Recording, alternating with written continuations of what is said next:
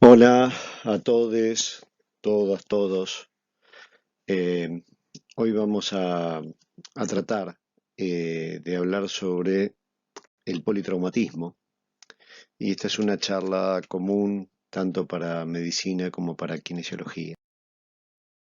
Ya hemos dicho en alguna charla anterior que transitar la vida de una manera sana es en realidad una situación de equilibrio y en esa relación de equilibrio las alteraciones más bruscas y tremendas que podemos tener son los traumatismos.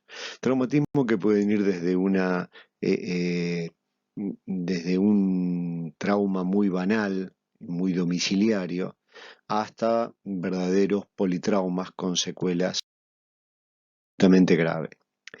Se entiende por traumatismo toda lesión o daño que es producido en algún tejido por una violencia externa. Entonces uno debería aquí hablar a veces de lesiones. ¿Cómo podemos dividir las lesiones que son por causas externas? Básicamente de dos maneras, las que son intencionales y las que no son intencionales. Las que no son intencionales son los incidentes de tránsito. Algunos prefieren hablar de incidente y no de accidente, dado que no es intencional, pero a veces es previsible tomando algunas medidas. Las caídas son otras lesiones no intencionales, los incidentes laborales y, por supuesto, todo lo que tenga que ver con el clima. ¿Cuáles son intencionales? Y aquí son las agresiones de terceros o las que son autoinfligidas. Eh, la lesión por causa externa se define para la OMS como el daño al organismo causado por exposición a concentraciones de energía que sobrepasan su margen de tolerancia o a factores que interfieren con intercambios de energía en el organismo. Es una definición un tanto difícil de recordar, pero básicamente es que todo aquello que está en el exterior y que por exposición a concentración de energía o a factores que interfieren con ese intercambio nos van a afectar. Eh, Se calcula que la cantidad de muertes por lesión externa en el mundo es de alrededor del 10% de las muertes, o sea que las lesiones externas bastante importante. Además, está siempre en las causas externas entre los tres principales motivos de muerte entre los 5 y los 40 años. Y representan las causas externas más del 15 al 16% de las discapacidades. Hay algo que nos afecta mucho como población y que esperemos de alguna manera que en el paso del tiempo se pueda cambiar. Quizás algunos, algunas tenemos la fantasía o el sueño que pandemias como la que estamos transitando de, del coronavirus modifique un poco el orden de prioridades y signifique que los recursos para salud, investigación y educación sean mayores. ¿Por qué digo esto? A ver, esto es estadística de la Organización Mundial de la Salud. Los países que tienen ingresos medianos y bajos, entre los que se encuentra el nuestro, tienen el 60% de los vehículos del mundo. Sin embargo, tienen el 93% de las muertes por accidente o por incidente de tránsito. Esto significa que los países altos, que tienen el 40% de todos los automóviles, camiones y lo que se les ocurre de vehículos, tienen solo el 7% de las muertes con ese 40% de vehículos, por lo que las reglas de tránsito, la educación, las condiciones de las rutas es algo importantísimo para disminuir la cantidad de muertes. Lamento decirle que muchos de la gente de la generación de ustedes tiene como primera causa de muerte estos incidentes de tránsito. Afecta, o se calcula que afecta por año a es 1.350 millones, 1,35 millones de personas que mueren por año por accidente de tránsito. Esto es un enorme gasto de salud, el 3% del PBI, y más de la mitad, más del 50%, son lo que se conoce como usuarios vulnerables, o sea, peatones, ciclistas. ¿Cuál es la situación en nuestro país? Las lesiones por causa externa son la cuarta causa de muerte. Este es un trabajo, un análisis de situación,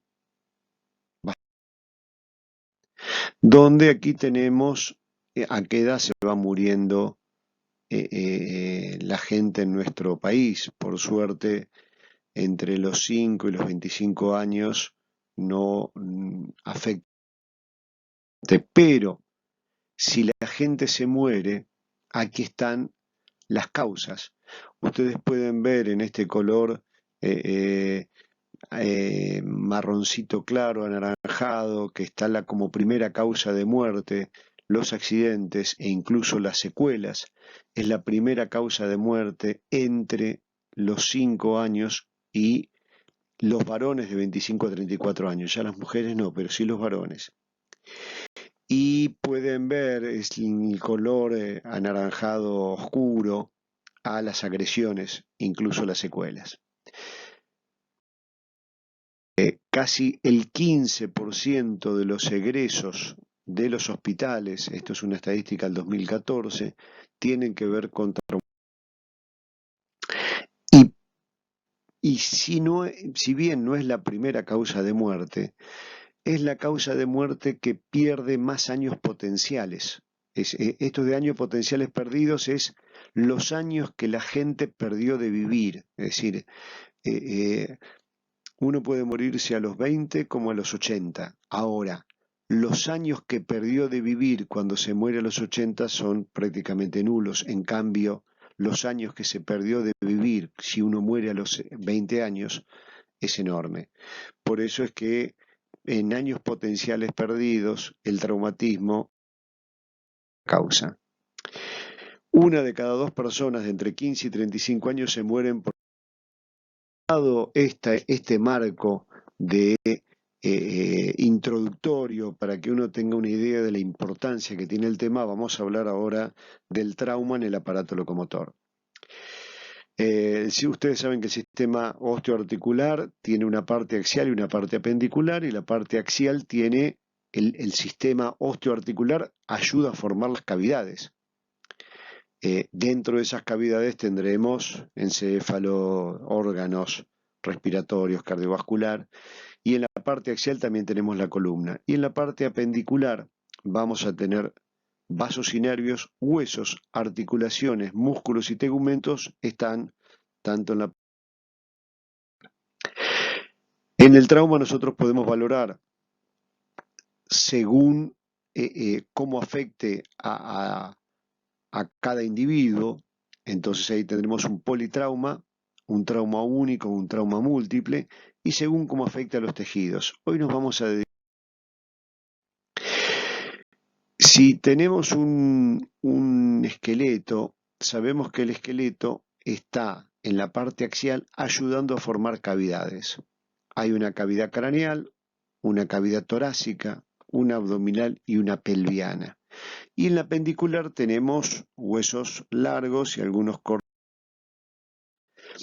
Esto es importante porque la definición de politraumatizado es cuando el trauma, o sea, la violencia externa, afecta a dos o más cavidades o afecta a una cavidad y dos o más huesos largos. Es decir, si alguien tiene un trauma de cráneo y un trauma de tórax, es un politrauma. Si alguien tiene un trauma de cráneo y tiene una fractura de antebrazo y una fractura de tibia, es un politrauma. Y siempre un politrauma es un paciente grave. con alto riesgo de perder la vida o permanecer con secuelas. De ahí una diferencia enorme a si recibimos en la guardia a un politraumatizado o si recibimos a alguien que tiene una fractura aislada, ya sea de tibia o de antebrazo. Esta es la definición de la OMS, es un poco más extensa: lesión corporal a nivel orgánico, intencional o no intencional, resultante de una exposición aguda infligida a cantidades de energía que sobrepasan el umbral de tolerancia fisiológica. Por lo general, el politraumatismo eh, a, eh, eh, digamos, lesiones de alta energía. Y cuando hablamos de lesiones de alta energía, hablamos de cuestiones que tienen que ver con el tránsito o las caídas de altura. Por supuesto que hay otros tipos más. Ya habíamos dicho, es la primera causa de muerte en adultos menores de 44 años. La fractura de pelvis, que es algo que nos interesa especialmente a nosotros, puede tener una tasa de mortalidad. Y el politraumatismo se ha dividido a veces en tres partes para intentar analizar por qué este politraumatismo tiene tanta posibilidad de muerte y cómo podemos prevenirla. Hay una primera causa de muerte que dura segundos a minutos y aquí es donde no podemos hacer nada. Generalmente aquí es por una lesión de cerebro, médula alta, corazón, grandes vasos. En, en estos individuos lo único que podría salvarles la vida es que el accidente no exista. Una vez existido el accidente, no hay lamentablemente nada que podamos hacer. Hay un 30% que se mueren en lo que se considera la hora de oro. Y aquí sí es donde nosotros podemos actuar, podemos llegar y podemos ayudar. En este caso son de qué se puede morir la gente en esta hora: hematoma subdural, problemas respiratorios como un neumotórax o un hemotórax, roturas, hemorragias abdominales con roturas de vaso y de hígado, las fracturas de pelvis y las hemorragias. Para la ortopedia y traumatología, la fractura de pelvis aquí. Y luego tenemos un 20% que dura esto de días a semanas, que se mueren por falla multiorgánica o por sepsis. Aquí tenemos algunas de las causas: incidente de tránsito, caída de altura, derrumbes, avalanchas, incendios. Y el politrauma tiene, del punto de vista del diagnóstico y tratamiento, tres fases. Una antes del hospital, en el lugar del accidente; otra, el transporte hacia el hospital, y por en la fase prehospitalaria hay que hacer una evaluación muy rápida. Algo fundamental es que hay que estar preparado. Uno no se puede preparar cuando ocurrió el politrauma, tiene que estar preparado desde antes. Y aquí es donde uno tiene que valorar el triage. Recuerden que a veces el politrauma es de un individuo, pero a veces el politrauma puede ser de un, un colectivo donde hay muchas personas, puede ser un accidente de tren o puede ser algún otro tipo de lesión que afecte a mucha gente. Entonces el triage, la evaluación primaria, la resucitación, y ahí es donde uno tiene que de alguna manera valorar a los pacientes y iniciar el traslado. El tema aquí es a veces cuando son muchos a quien se traslada. Hay un código internacional en colores donde normalmente uno debiera clasificar rápidamente en estos cuatro tipos, y a los primeros que hay que atender son los que tienen estados críticos con pronóstico favorable. Esto es, el que se puede morir pero se puede salvar. Luego están los graves, que pueden esperar para su atención. Por último, las lesiones mínimas, que se pueden tratar en forma ambulatoria, es decir, la persona que está de pie, que está hablando, que está lúcida y que tiene un golpe en la mano o en la muñeca o en el tobillo. Y sí, al final de todo, los que tienen un estado crítico desfavorable o los que son cadáveres. Lamentablemente nuestra profesión eh, implica que a veces frente a situaciones extremas uno tenga que hacer este tipo de triage para tener una idea cabal de orden de... ¿Qué es lo que vamos a hacer en la evaluación hospitalaria? Ya el A, B y C lo hacíamos en el prehospitalaria, pero esto es un poco la valoración primero de las vías aéreas y el control cervical, luego de la ventilación, el C es de la circulación y control de hemorragias, el D el déficit neurológico y por último, estas son más o menos esto ustedes ya lo han visto además en emergentología, pero son los temas que nos ocupamos en vías tratando de disminuir que no haya una obstrucción. Los temas que tienen que ver con la ventilación, después que no haya un tórax. Los aspectos que tienen que ver con la circulación. Aquí es donde la fractura de pelvis fundamentalmente es importante para no tener un... Luego la valoración neurológica con la escala de Glasgow. Es una escala que ustedes saben tiene de 3 a 15 y que se basa en la respuesta que puedan tener a los ojos, en la respuesta motor, en la mejor respuesta verbal. Y en base a eso hay toda una escala y un puntaje donde uno puede ir de 3 a 5 y decimos que hay una lesión severa, una escala severa cuando es menor de 9. Y por último la exposición, donde se desviste totalmente al paciente para revisarlo. Es muy importante la cobertura post-examen para... Por supuesto que siempre que hacemos la evaluación neurológica tenemos que valorar un nivel encefálico, un medular y un nivel... Y como conclusión podemos decir que el politrauma está entre las 4 causas más importantes de mortalidad. Es la primera causa de mortalidad entre los 5 y los 35 años. Podemos distinguir distintos tipos de lesiones por causas externas, las no intencionales y las intencionales.